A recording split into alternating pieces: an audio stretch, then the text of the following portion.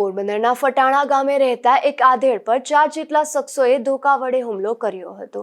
આ હુમલામાં ઇજાગ્રસ્ત બનેલ આધેડને સારવાર માટે પોરબંદરની સરકારી હોસ્પિટલમાં ખસેડવામાં આવ્યા હતા। પોરબંદરના ફટાણા ગામે રહેતા સરવણ સાજણભાઈ સાદિયા નામના આધેડ પર બોલાચાલી કરવા બાબતે બાજુમાં રહેતા દેવા બોરજા, સેવા દેવા, જીતેશ દેવા અને એક મહિલા સહિત 5 શખ્સોએ ધોકા વડે હુમલો કર્યો હતો। આ હુમલામાં ઇજાગ્રસ્ત બનેલ આધેડને પોરબંદરની સરકારી હોસ્પિટલમાં ખસેડવામાં આવ્યા હતા।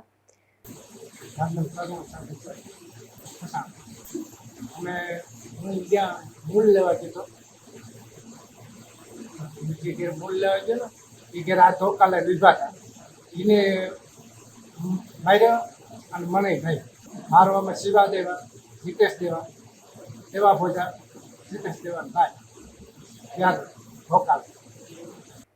આ ઘટના બાદ ઇજાગ્રસ્ત આધેડનું પોલીસે નિવેદન નોંધી આગળની કાર્યવાહી હાથ ધરવામાં આવી હતી।